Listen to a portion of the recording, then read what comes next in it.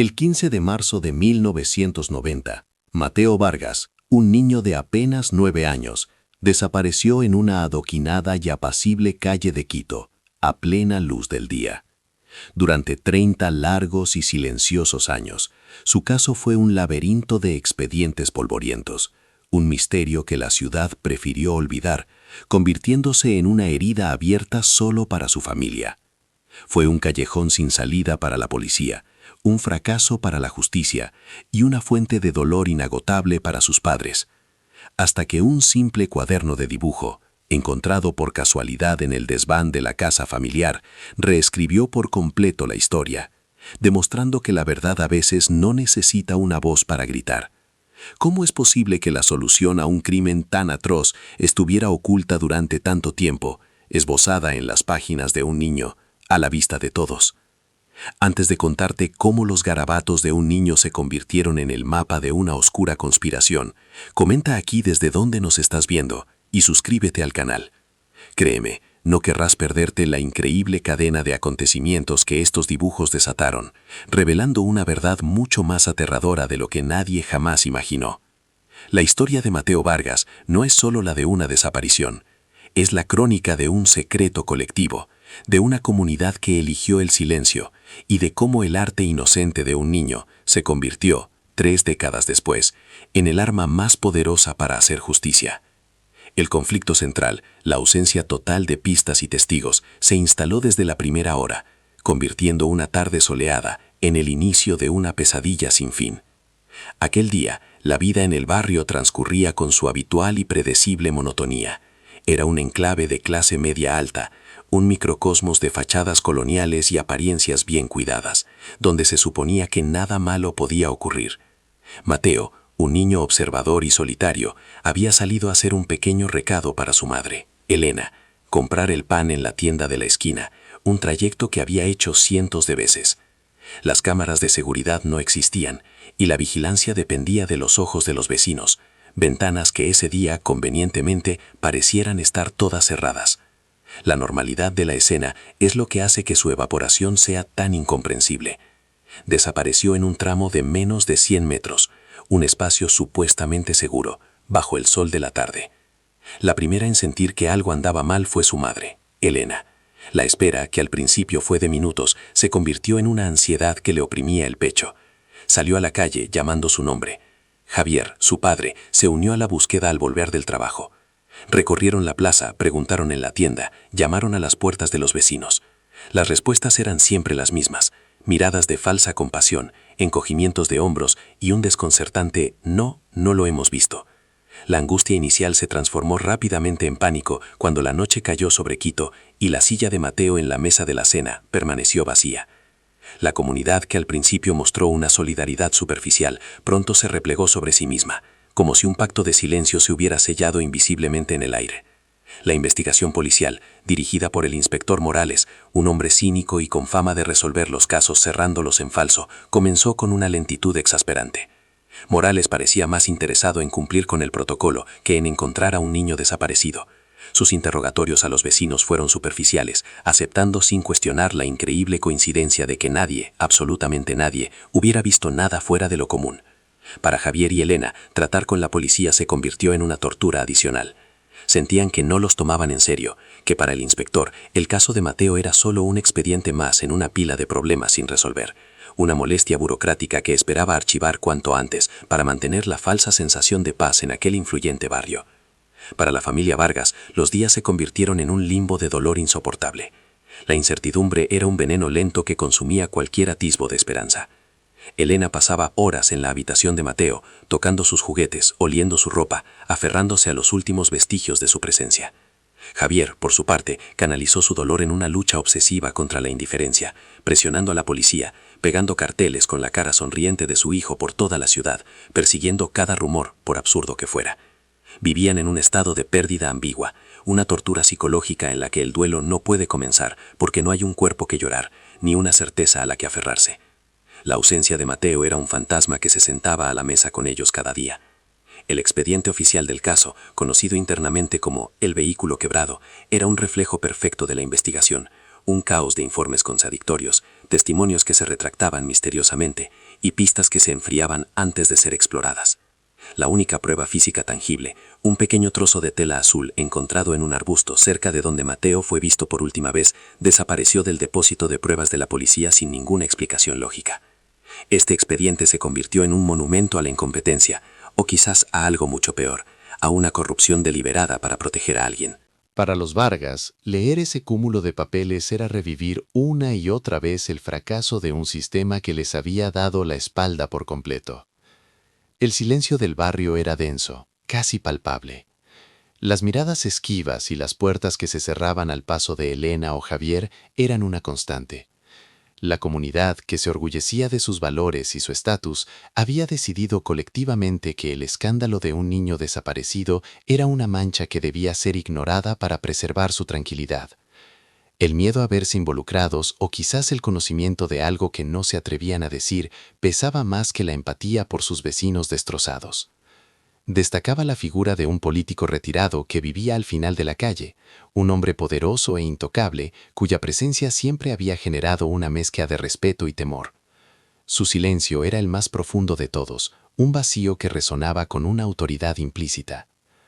Pasaron los años. El caso de Mateo Vargas se enfrió hasta convertirse en una estadística, una nota a pie de página en los archivos criminales de la ciudad. Los medios de comunicación dejaron de llamar. Los carteles se despegaron de las paredes y la memoria pública se desvaneció. Solo para Elena y Javier, el tiempo se había detenido en aquella tarde de marzo de 1990. Contrataron a un detective privado, un expolicía prometedor que, tras unas semanas de investigación intensa, abandonó el caso abruptamente, devolviéndoles el dinero y aconsejándoles, con una extraña urgencia, que dejaran de buscar. Fue otro golpe devastador, una confirmación de que se enfrentaban a un muro mucho más alto y oscuro de lo que habían imaginado. A lo largo de la primera década, varias pistas falsas avivaron y luego extinguieron cruelmente sus esperanzas. La más dolorosa fue un supuesto avistamiento en una ciudad costera, a cientos de kilómetros de Quito.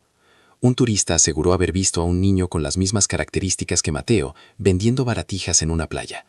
Javier y Elena viajaron hasta allí, con el corazón en un puño, recorriendo mercados y preguntando a extraños, mostrando la foto de su hijo a cualquiera que quisiera escuchar. Pasaron 2 semanas en una búsqueda frenética, alimentados por una esperanza desesperada, solo para descubrir que todo había sido un error, una cruel coincidencia. Volvieron a casa rotos, con la certeza de que cada falsa alarma les arrancaba un pedazo más del alma. La segunda década trajo consigo una forma diferente de dolor, uno más sordo y persistente. La esperanza aguda de los primeros años se había transformado en una resignación pesada, una cicatriz que dolía con cada cambio de estación. Elena se refugió en un silencio casi monástico, cuidando la casa como si fuera un mausoleo, manteniendo la habitación de Mateo intacta, esperando un regreso que su mente racional ya no contemplaba. Javier, por otro lado, abandonó su lucha pública. La rabia se había convertido en una tristeza profunda y silenciosa. Dejó de enfrentarse a la policía y a los vecinos. En su lugar, se dedicó a archivar meticulosamente cada recorte de periódico, cada nota, cada recuerdo, creando un archivo privado de la injusticia que se había apoderado de sus vidas, un testimonio para un futuro que no sabía si llegaría. En medio de esta atmósfera de duelo suspendido, nació Cana, la hermana que Mateo nunca conoció. Su llegada fue una luz contradictoria en la oscuridad de la casa Vargas. Para Elena y Javier fue a la vez un milagro y una fuente de culpa insoportable. ¿Cómo podían permitirse ser felices de nuevo? ¿Cómo podían criar a una niña en un hogar definido por una ausencia tan abrumadora? Ana creció a la sombra de un fantasma, un hermano idealizado cuya historia se contaba en susurros. Aprendió a leer el dolor en los ojos de sus padres antes de aprender a leer libros. Su infancia estuvo marcada por una pregunta no formulada, un vacío en el centro de su familia que todos sentían pero nadie se atrevía a nombrar en voz alta. Ana creció siendo una niña inusualmente perceptiva. Conocía a su hermano a través de fotografías descoloridas y de los silencios que caían como un telón de acero cada vez que se mencionaba su nombre. Sentía su presencia en la tristeza de su madre y en la mirada perdida de su padre. Para ella, Mateo no era solo un recuerdo, era el epicentro de la herida familiar, el origen de una tristeza que había heredado sin entenderla del todo. Esta carga invisible la moldeó, dándole una madurez prematura y una determinación silenciosa. Desde muy joven sintió que había una pieza faltante en el rompecabezas de su familia y una parte de ella sabía que, algún día, tendría que ser ella quien la encontrara. Mientras tanto, el barrio seguía su curso, esforzándose por enterrar el pasado. Algunas de las familias que vivían allí en 1990 se mudaron, llevándose consigo sus secretos y su silencio. Llegaron nuevos residentes, ajenos a la tragedia que impregnaba las paredes de la casa de los Vargas. La historia de Mateo se convirtió en una leyenda urbana, un cuento de terror susurrado por los niños más mayores. El político retirado, ahora más anciano pero igualmente influyente, seguía viviendo en su imponente casa al final de la calle. Su presencia era un recordatorio constante del poder que había sellado el destino del caso, un guardián silencioso del pacto de olvido que la comunidad había aceptado para seguir adelante con sus vidas acomodadas. Al cumplirse 20 años de la desaparición, una breve y cruel llamarada de esperanza iluminó el caso. Un joven periodista de investigación, recién llegado a un periódico local, se topó con el expediente de Mateo Vargas y quedó fascinado por las inconsistencias y el abrupto cierre de la investigación. Decidió reabrir el caso por su cuenta, convencido de que la historia oficial era una tapadera. Empezó a entrevistar a antiguos vecinos, algunos de los cuales, ahora libres del miedo de la época, comenzaron a insinuar que sabían más de lo que dijeron. El periodista sintió que estaba a punto de desenterrar algo grande, algo que podría finalmente traer justicia a la familia Vargas y sacudir los cimientos de aquella comunidad. El periodista, llamado Ricardo Soler, logró concertar una entrevista con un ex policía que había participado en la investigación inicial y que había sido apartado del caso de forma sospechosa. El hombre, ahora jubilado y enfermo, parecía dispuesto a hablar, atormentado por su conciencia. La noche antes de la entrevista, Soler recibió una llamada anónima.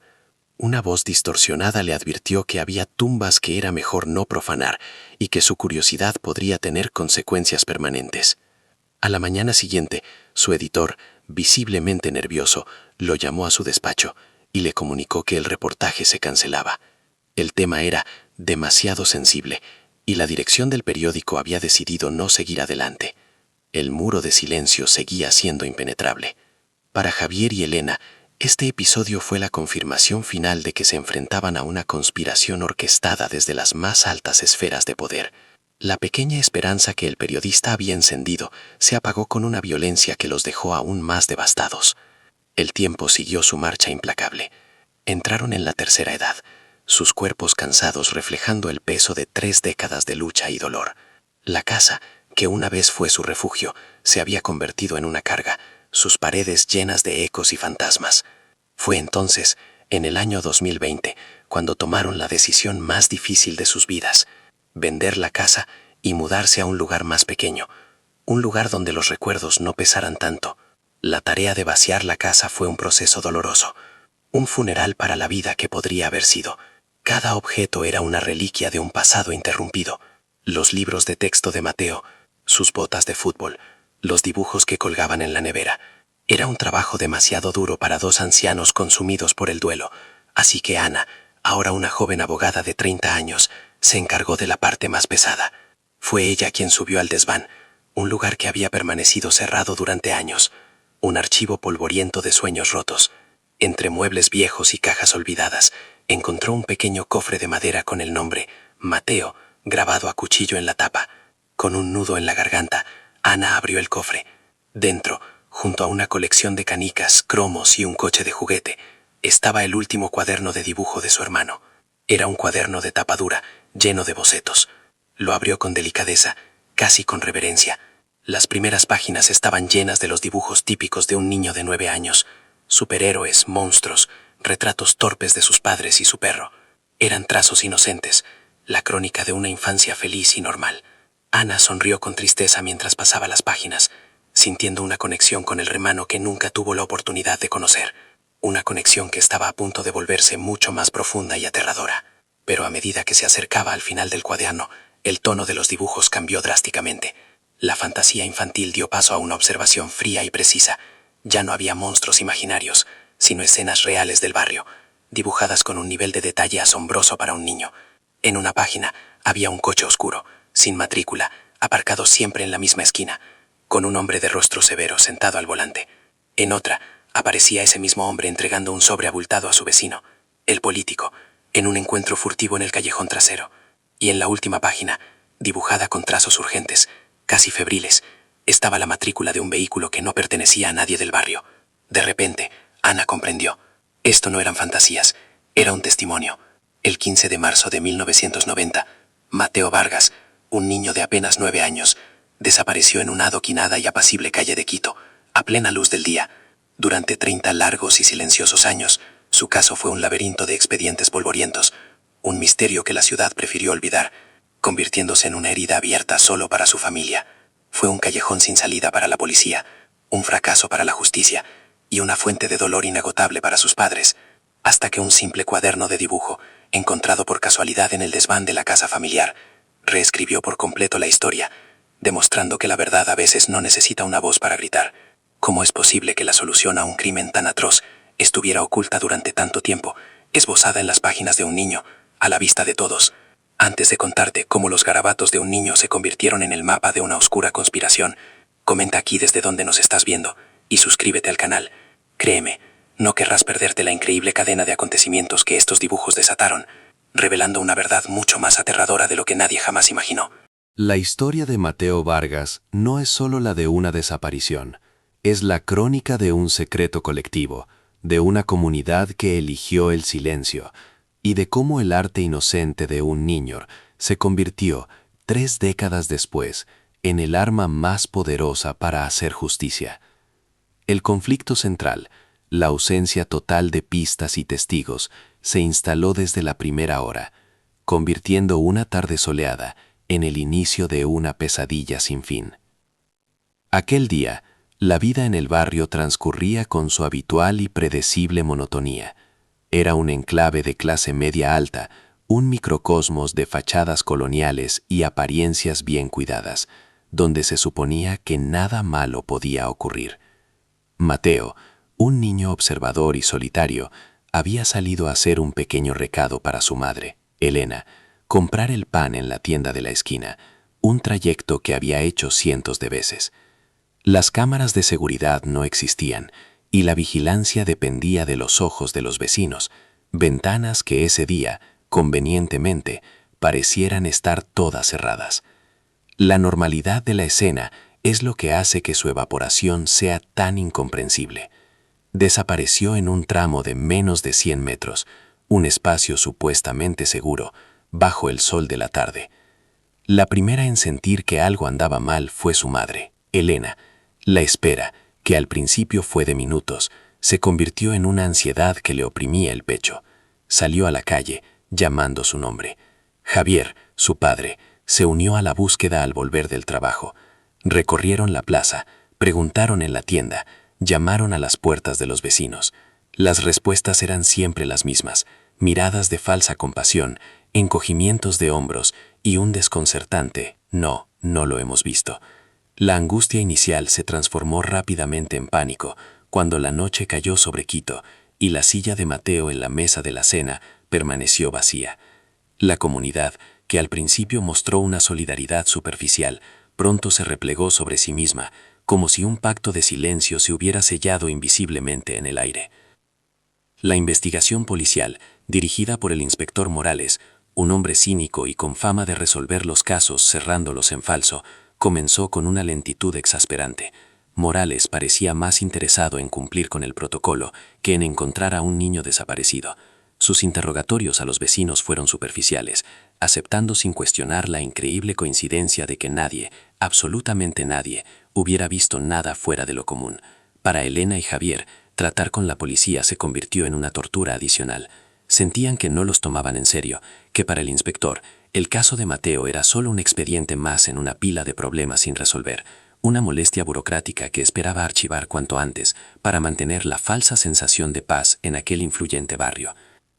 Para la familia Vargas, los días se convirtieron en un limbo de dolor insoportable. La incertidumbre era un veneno lento que consumía cualquier atismo de esperanza.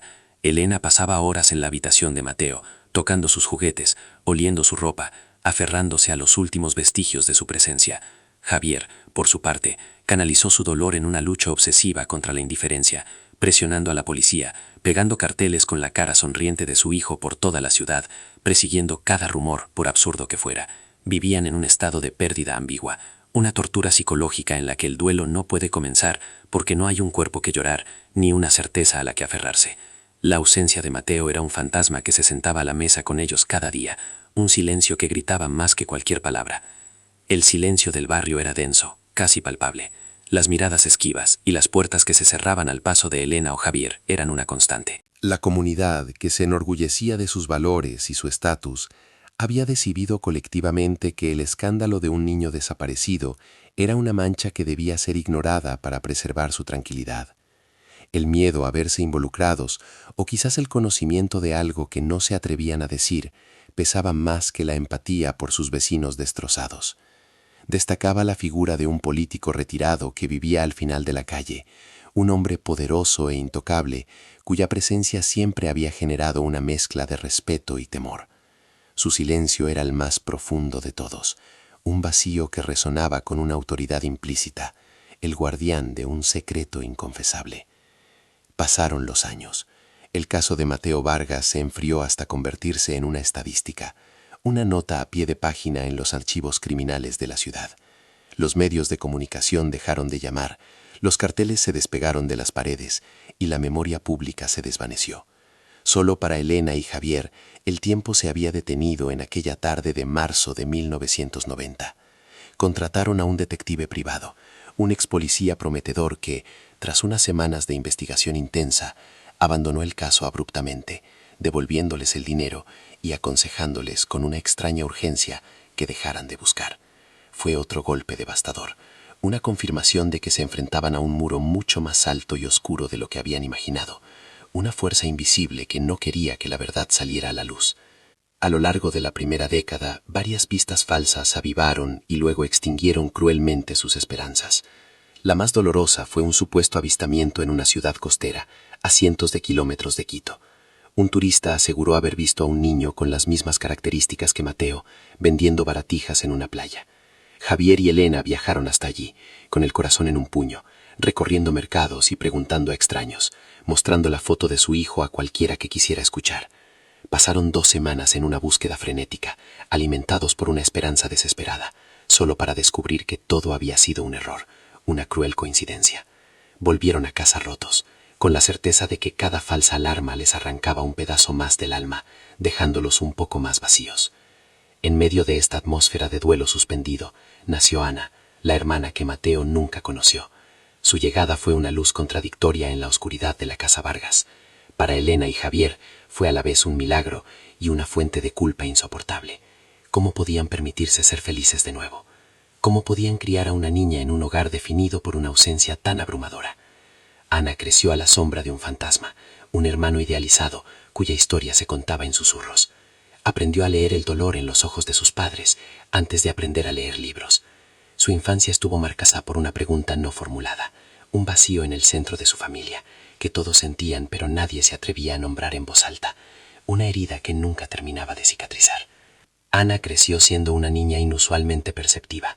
Conocía a su hermano a través de fotografías descoloridas y de los silencios que caían como un telón de acero cada vez que se mencionaba su nombre. Sentía su presencia en la tristeza de su madre y en la mirada perdida de su padre. Para ella, Mateo no era solo un recuerdo, era el epicentro de la herida familiar, el origen de una tristeza que había heredado sin entenderla del todo. Esta carga invisible la moldeó, dándole una madurez prematura y una determinación silenciosa. Desde muy joven sintió que había una pieza faltante en el rompecabezas de su familia, y una parte de ella sabía que, algún día, tendría que ser ella quien la encontrara, no por venganza, sino para poder, por fin, sanar. El corazón de Ana se detuvo. El cuaderno, que hasta hacía un instante era una reliquia sentimental, se transformó en algo pesado, denso, casi radioactivo en sus manos. Aquellos trazos de lápiz ya no eran la expresión de una mente infantil, sino el registro meticuloso de un testigo ocular. Un testigo que había visto demasiado y lo había documentado todo con la única herramienta que tenía, su arte. El coche oscuro, el hombre del sobre, la matrícula, todo cobraba un siniestro. El frío del desván pareció colarse bajo su piel, mientras una verdad terrible comenzaba a tomar forma en su mente. Su hermano no solo había desaparecido, había sido borrado del mapa por algo que vio y dibujó. El silencio de 30 años no fue fruto del olvido, sino de un pacto forzado para enterrar lo que esas páginas gritaban. Con manos temblorosas, Ana llevó el cuaderno abajo, al salón, donde sus padres estaban sentados en un silencio resignado, rodeados de cajas de mudanza que simbolizaban su rendición final. No dijo nada al principio, simplemente abrió el cuaderno sobre la mesa de centro, en las últimas páginas. Javier fue el primero en acercarse, sus viejos ojos de profesor universitario escudriñando los dibujos con curiosidad. Elena se quedó atrás, como si temiera que aquel objeto del pasado pudiera morderla. La expresión de Javier cambió lentamente, pasando de la nostalgia a la confusión, y de ahí a un shock eléctrico que le recorrió todo el cuerpo. Cogió sus gafas, se las ajustó y se inclinó hasta casi tocar el papel. «Dios mío», susurró, una palabra que no había pronunciado con tal intensidad en décadas. «Elena, ven a ver esto. Tienes que ver esto». Elena se acercó con recelo. Al ver las escenas del barrio dibujadas con aquella precisión inquietante, su rostro se contrajo en una máscara de dolor y comprensión. Recordó las últimas semanas de Mateo, cómo se había vuelto más callado, más absorto en su cuaderno. En su momento, ella lo atribuyó a la timidez propia de su edad, pero ahora lo veía con una claridad aterradora. Su hijo no estaba fantaseando. Estaba documentando una amenaza que sentía, pero que no sabía cómo expresar con palabras. Estaba dejando un rastro de migas de pan, un mapa de su propio final. La imagen del hombre de la cicatriz entregando el sobre al político, su vecino de toda la vida, fue como una puñalada. La verdad, o al menos el principio de ella, había estado a escasos metros, en el desván, durante 30 años de agonía. La abogada dentro de Ana tomó el control, apartando momentáneamente la ola de dolor que amenazaba con ahogarla. «La matrícula», dijo con una voz firme que no sentía como suya. «Es la única pista concreta y verificable que tenemos». Fotografió la página con su teléfono, ampliando los números y letras que Mateo había dibujado con un trazo infantil pero sorprendentemente claro. P 17842. Era una matrícula antigua, del formato de la época. Sabía que rastrearla después de tanto tiempo sería una tarea titánica. Los registros de 1990 no estaban digitalizados de forma accesible, y muchos se habían perdido o destruido. Pero era un punto de partida, el primer hilo del que tirar después de 3 décadas de un ovillo enredado e inmóvil. Por primera vez, no estaban luchando contra un fantasma, sino contra hechos concretos dibujados por la mano de la propia víctima. Ana pasó los siguientes días moviendo todos los hilos que su profesión le permitía. Hizo llamadas a antiguos contactos de la fiscalía, a amigos en la policía de tráfico y a un investigador privado que le debía un favor. La respuesta inicial fue desalentadora. Los archivos de esa antigüedad eran un caos burocrático. Sin embargo, el investigador, un hombre tenaz y de la vieja escuela, recordó que una parte de los registros de vehículos de la capital de finales de los 80 y principios de los 90 habían sido microfilmados antes de que las computadoras se generalizaran. Se sumergió en los polvorientos archivos nacionales, pasando horas frente a una pantalla de microfichas, buscando una aguja en un pajar. La esperanza de la familia Vargas pendía de la paciencia de aquel hombre y de la claridad del dibujo de un niño hecho 30 años atrás. 2 semanas después, llegó la llamada. El investigador había encontrado una coincidencia. La matrícula P17842 pertenecía en 1990 a un Ford Falcon de color azul oscuro, un modelo común en la época. Pero lo importante no era el coche, sino el nombre al que estaba registrado, un tal Ramiro el Cuchillo Benítez. El apodo heló la sangre de Ana. Hizo una búsqueda rápida en archivos de hemeroteca digital. El nombre apareció de inmediato, asociado a varios crímenes de extorsión y sicariato durante los años 90. Era conocido por ser el brazo ejecutor de figuras poderosas, un matón a sueldo que desaparecía tan rápido como actuaba. Pero fue una fotografía de un artículo de periódico de 1992 la que lo confirmó todo. En la foto, un Ramiro Benítez más joven miraba a la cámara con desdén, y en su mejilla izquierda se veía, nítida e inconfundible, una larga cicatriz. El rompecabezas comenzó a encajarse con una lógica brutal. El hombre de la cicatriz en los dibujos de Mateo no era una invención. Era un sicario real, un hombre peligroso, y su hermano lo había dibujado reuniéndose con su vecino, el respetado político. La conexión era ineludible y monstruosa. Mateo no había sido víctima de un secuestro aleatorio o de un crimen pasional. Había sido testigo de algo que vinculaba al poder político local con el crimen organizado. Su curiosidad, su talento para observar y su necesidad de plasmar el mundo en su cuaderno se habían convertido en su sentencia de muerte. La conspiración de silencio del barrio ya no parecía motivada por el simple miedo o la apatía. Estaba cimentada en la complicidad activa de quienes sabían que desenterrar la verdad sobre la desaparición de un niño de 9 años implicaría la caída de uno de los hombres más poderosos de la ciudad. Con la identidad de Ramiro Benítez confirmada, Ana sintió que el suelo se abría bajo sus pies. Durante 30 años, el culpable había sido un espectro sin rostro, una sombra anónima. Ahora, el monstruo tenía un nombre, un historial criminal y una cicatriz que coincidía perfectamente con el dibujo de su hermano. La primera pieza del dominó había caído, pero esta revelación solo abría una puerta a un pasillo mucho más oscuro y peligroso. El siguiente paso era el más difícil, encontrar una prueba irrefutable que conectara al sicario con el político, Alejandro Rivera, el vecino que durante décadas les había dado el pésame con una sonrisa hipócrita. Sabía que un simple dibujo, por muy preciso que fuera, no sería suficiente para derribar a un hombre que había construido un imperio sobre cimientos de secretos y poder. La batalla acababa de empezar, y era una que se libraría en el terreno del pasado. Ana, utilizando su experiencia como abogada, sabía que los lazos financieros entre un político corrupto y un sicario estarían enterrados bajo capas de empresas fantasma y transacciones en efecto, imposibles de rastrear 3 décadas después. Por eso, cambió de estrategia. En lugar de buscar un pago directo, decidió investigar las actividades públicas y empresariales de Rivera en el año 1990.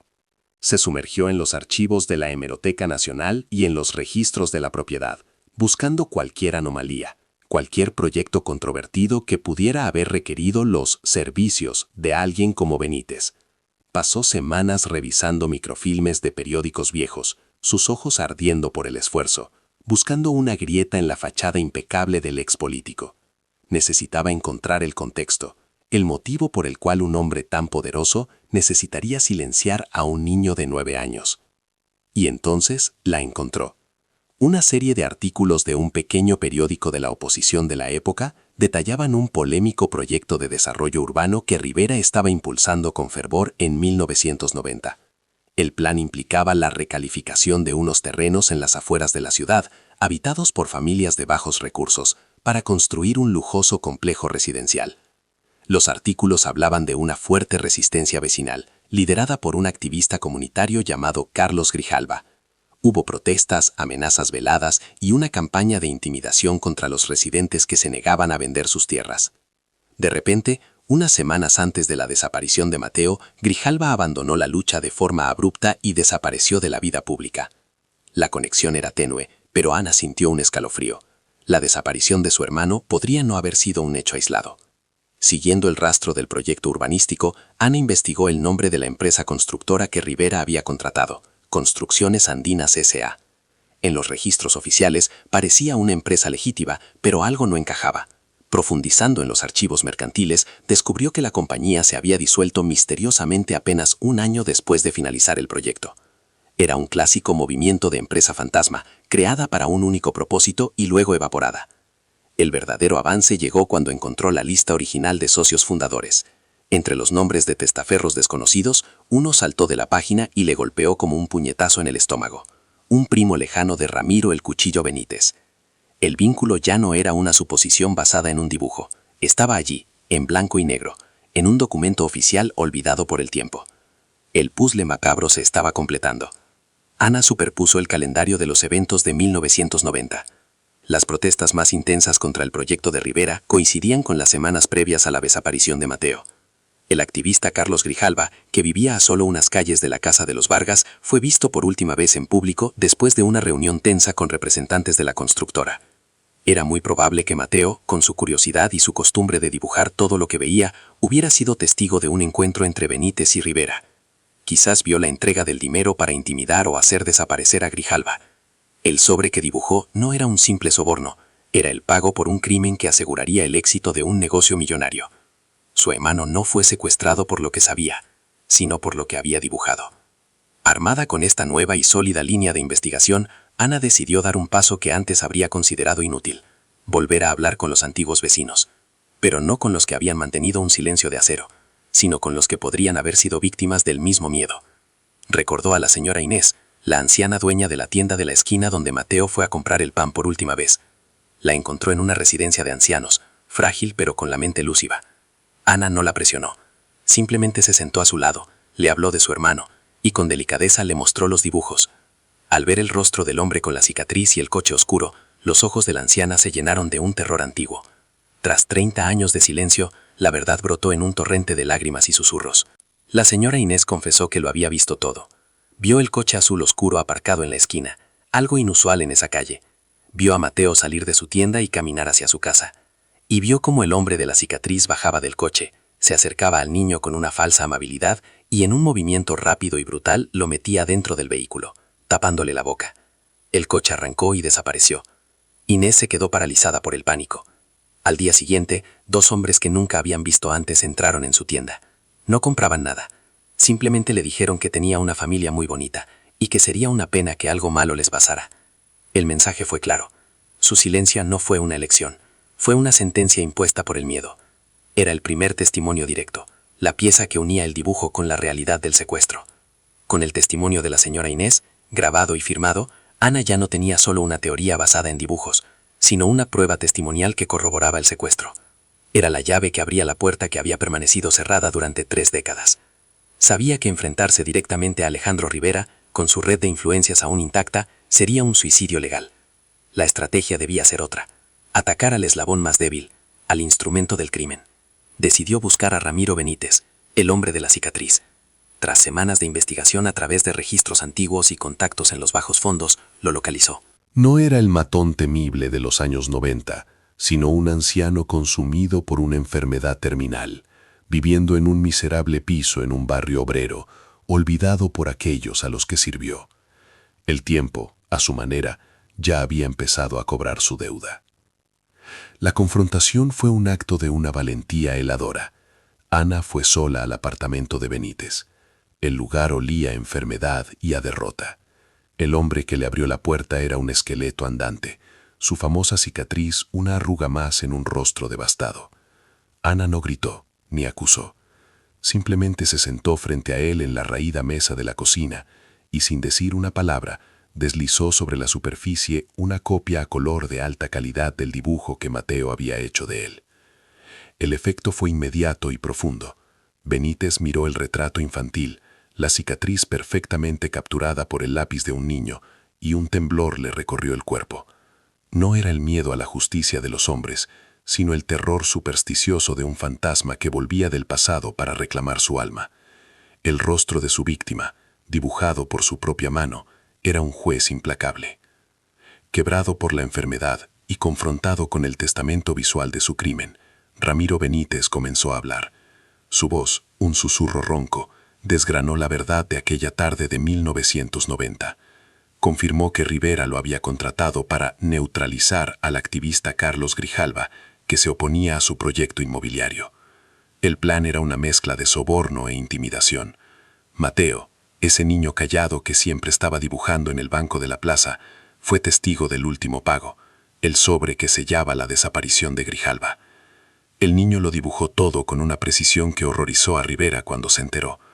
El político, paranoico y temiendo que el niño hablara, le dio a Benítez una nueva orden: recuperar ese cuaderno y asegurarse de que Mateo Vargas no pudiera identificar a nadie. El silencio del niño era el precio de su ambición. La confesión se volvió más oscura al detallar el secuestro. Benítez admitió que su intención inicial era solo asustar al niño, arrebatarle el cuaderno y abandonarlo lejos de la ciudad. Pero Mateo, a pesar de sus 9 años, luchó con una fiereza inesperada dentro del coche. Gritó, pataleó y mordió la mano de su captor con todas sus fuerzas. En un arrebato de pánico y furia, temiendo ser descubierto, Benítez lo golpeó para que se callara. Fue un solo golpe, brutal y desmedido. Un golpe que resultó fatal. La muerte de Mateo no fue un asesinato planeado, sino el resultado chapucero de la crueldad y el miedo. El sicario, que había quitado vidas por encargo, ahora confesaba que la muerte que más le pesaba era la que nunca tuvo la intención de cometer, la de un niño que solo quería dibujar lo que veía. Con el cuerpo de un niño en el maletero de su coche, Benítez llamó a Rivera, desesperado. Fue el político quien, con una frialdad calculadora, ideó la solución final. La construcción del lujoso complejo residencial Plaza Victoria, el origen de todo el conflicto, acababa de empezar. Esa misma noche, bajo el amparo de la oscuridad, llevaron el pequeño cuerpo de Mateo al solar en obras. Lo envolvieron en plástico y lo arrojaron a la zanja donde se vertería el hormigón para los cimientos del edificio principal. Al día siguiente, toneladas de cemento sellaron el secreto, convirtiendo el monumento a la codicia de Rivera en la lápida anónima de su víctima. Mateo Vargas no solo había desaparecido de la calle, había sido sepultado bajo el progreso y la corrupción de la ciudad que lo vio nacer. La confesión de Benítez, grabada en audio y vídeo por Ana, fue la bomba que demolió 30 años de impunidad. Con la prueba en la mano, se dirigió a una unidad especial de la Fiscalía, saltándose a la policía local en la que ya no confiaba. La reacción fue inmediata. En cuestión de horas, un equipo de forenses y operarios, equipados con martillos neumáticos y georradares, llegó al elegante edificio Plaza Victoria. Ante la mirada atónita de los residentes y una nube de periodistas, comenzaron a perforar el suelo del aparcamiento subterráneo. La noticia se extendió como la pólvora por todo el país. La búsqueda de los restos de Mateo Vargas no era solo un procedimiento policial, era una exhumación simbólica de la conciencia culpable de toda una ciudad, una excavación en el corazón oscuro de su historia reciente. Mientras los taladros rompían el hormigón, varios coches de policía, con las sirenas apagadas en una muestra de sombría solemnidad, se detuvieron frente a la imponente casa de Alejandro Rivera, al final de la misma calle adoquinada donde todo comenzó. El anciano político, ahora un pilar de la sociedad venerado por su supuesta filantropía, fue arrestado sin oponer resistencia. Su rostro, una máscara de arrogancia agrietada por la incredulidad, fue iluminada por los flashes de las cámaras. Los vecinos, los mismos que habían bajado las persianas 30 años antes, salían ahora a sus balcones, sus rostros una mezcla de shock, culpa y un morbo inconfesable. El pacto de silencio se había roto de la forma más estrepitosa posible, y el monstruo que habían ayudado a ocultar era finalmente arrastrado hacia la luz, derrotado por los dibujos de un niño. Tras horas de un trabajo brutalmente metódico, bajo la luz artificial del aparcamiento, un grito ahogado del jefe de forenses detuvo el ruido de la maquinaria. Habían encontrado algo. Envueltos en los restos podridos de una lona de plástico, yacían los frágiles huesos de un niño. Para el mundo era la resolución de un caso. Para Javier y Elena, que observaban la escena desde un coche policial a través de una pantalla, fue el colapso final. No hubo gritos, solo el sonido de 30 años de esperanza insostenible rompiéndose en un gemido silencioso. Elena se aferró a la mano de su marido, sus cuerpos temblando al unísono, mientras Ana, sentada entre ellos, los abrazaba con una fuerza que buscaba contener los pedazos de sus almas rotas. Por fin, la búsqueda había terminado. Su hijo, después de una eternidad bajo el cemento, volvía a casa para descansar. El funeral de Mateo Vargas se celebró en una mañana gris y lluviosa, como si el cielo de Quito llorara con ellos. Fue una ceremonia íntima, a la que solo asistieron la familia y un puñado de amigos cercanos. El pequeño ataúd blanco parecía un error cruel en el paisaje del cementerio, una herida abierta en el tiempo. Elena, con una calma que solo puede nacer del agotamiento emocional más profundo, colocó sobre la madera un cuaderno de dibujo y un lápiz, el último homenaje a su pequeño artista. Javier pronunció unas pocas palabras, su voz quebrada no por la rabia, sino por una tristeza infinita. Habló no del monstruo que se lo arrebató, sino del niño que amaba las estrellas y que dibujaba el mundo para entenderlo. Ana se mantuvo en silencio, observando a sus padres despedirse por fin del fantasma que había gobernado sus vidas. Era un cierre, pero no un final feliz. Era simplemente el final del dolor de no saber. El juicio contra Alejandro Rivera fue el evento mediático del año, un espectáculo que desnudó la hipocresía de toda una generación. El anciano político, con su fachada de respetabilidad hecha añicos, se sentó en el banquillo de los acusados, negándolo todo con una arrogancia que se desvanecía día tras día. Las pruebas eran abrumadoras. Los dibujos de Mateo, proyectados en una pantalla gigante en la sala del tribunal, se convirtieron en el fiscal más elocuente. La confesión grabada de Ramiro Benítez, que murió en una cama de hospital antes de poder ser juzgado, resonó como un eco del infierno. El testimonio de la señora Inés, su voz temblorosa pero firme, hizo llorar a los miembros del jurado. El juicio no era solo sobre el asesinato de un niño, era sobre el poder, la corrupción y el precio devastador del silencio colectivo que una comunidad eligió para proteger a uno de los suyos. El veredicto llegó tras una deliberación sorprendentemente corta. Culpable. La palabra resonó en el silencio sepulcral de la sala. Alejandro Rivera no mostró emoción alguna, su rostro una máscara de piedra. La sentencia fue la máxima permitida por la ley de la época, cadena perpetua. Al ser escoltado fuera de la sala, por primera vez en su vida, parecía un hombre pequeño y derrotado. Para la familia Vargas no hubo un estallido de alegría, solo un profundo y agotado suspiro de alivio. La justicia legal se había cumplido, pero sabían que ninguna condena podría devolverles los 30 años de vida que les fueron robados, ni llenar el vacío que Mateo había dejado. La balanza, por fin, se había equilibrado, pero el peso del dolor acumulado seguiría siendo suyo para siempre. En los meses que siguieron, la vida de la familia Vargas encontró un nuevo y frágil equilibrio. Se mudaron a su nuevo apartamento, un lugar sin los fantasmas del pasado. Elena volvió a la jardinería, encontrando consuelo en el acto de ver crecer la vida. Javier comenzó a escribir sus memorias, no como una acusación, sino como un testimonio para que nadie olvidara a su hijo. Ana, por su parte, se convirtió en un símbolo de perseverancia y justicia, pero rechazó la fama, dedicándose a casos pro bono para familias de desaparecidos. El dolor por la pérdida de Mateo nunca se fue, pero se transformó. Ya no era la herida abierta de la incertidumbre, sino la cicatriz serena del recuerdo. Podían hablar de él, sonreír al recordar sus ocurrencias y llorar su ausencia sin que el veneno de la duda los consumiera. Habían encontrado una paz imperfecta, pero era suya. El edificio Plaza Victoria sigue en pie, pero su nombre está manchado para siempre. Se ha convertido en un sombrío monumento a la verdad enterrada, un recordatorio perpetuo para la ciudad de Quito y para el barrio que eligió mirar hacia otro lado. La historia de Mateo Vargas se enseña ahora en las facultades de Derecho y Periodismo como un caso de estudio sobre la corrupción y la resiliencia. El cuaderno de dibujo, la prueba que lo cambió todo, se conserva como un tesoro familiar, un testamento del poder de la inocencia frente a la maldad. Aquel día todos aprendieron que el silencio comprado con miedo construye una prisión para todos y que la verdad, por mucho que tarde, siempre encuentra la voz de un inocente para hacerse escuchar. La casa de la calle Adoquinada se vendió. Para Javier y Elena, vivir en un nuevo lugar, uno sin los ecos de una ausencia de 30 años, fue el primer paso hacia una paz que creían perdida para siempre. Ya no esperaban junto a la ventana, ni se sobresaltaban con el sonido del teléfono. El dolor agudo de la incertidumbre se había transformado en la serena melancolía del recuerdo. Elena plantó un pequeño jardín en su nuevo balcón, un acto de creación de vida que le devolvió el color a sus días. Javier guardó el cuaderno de su hijo, no como una prueba, sino como una reliquia sagrada, el testamento de un pequeño artista que incluso desde el más allá había logrado pintar la verdad. La herida nunca se cerraría del todo, pero por fin había dejado de sangrar, convirtiéndose en una cicatriz que les recordaba no solo lo que perdieron, sino también la increíble fuerza que encontraron para seguir adelante. Para el barrio, la revelación fue un cataclismo moral, del que nunca se recuperó del todo.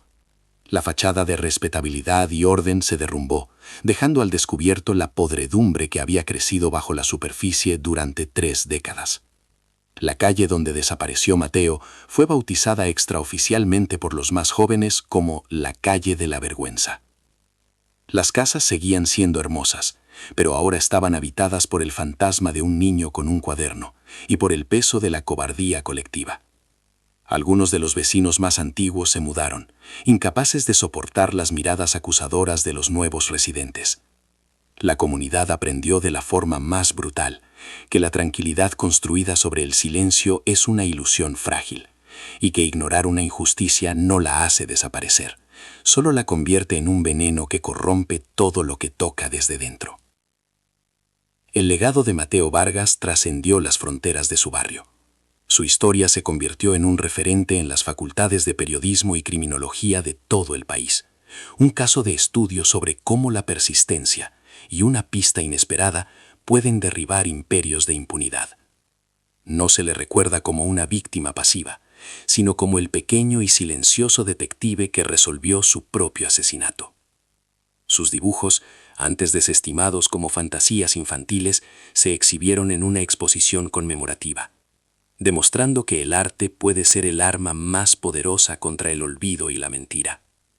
Su nombre se convirtió en sinónimo de la inocencia que juzga, del testigo mudo cuya voz, amplificada por el amor de su familia, acabó gritando más fuerte que toda una conspiración de silencio, demostrando que no hay poder que pueda enterrar la verdad para siempre. La historia de Mateo Vargas nos obliga a hacernos una pregunta incómoda. ¿Cuántas verdades yacen enterradas bajo los cimientos de nuestras propias comunidades, protegidas por el miedo o la indiferencia? Su caso nos enseña que el mal no siempre lleva la máscara de un monstruo evidente. A veces lleva el traje de un vecino respetable y se alimenta del silencio de la gente buena. Pero también nos deja una lección de esperanza, una prueba de que el vínculo de una familia puede ser más fuerte que el tiempo y más resistente que el hormigón. Aquel día, todos aprendieron que el silencio comprado con miedo construye una prisión para todos, y que la verdad, por mucho que tarde, siempre encuentra la voz de un inocente para hacerse escuchar. Si crees como nosotros que ninguna víctima debe caer en el olvido y que la búsqueda de la verdad es un deber que nos concierne a todos, por favor, comparte este video. Ayúdanos a que la memoria de Mateo Vargas y su increíble historia lleguen a más gente. No olvides suscribirte para más investigaciones profundas sobre los casos que merecen y necesitan ser contados. Gracias por escuchar.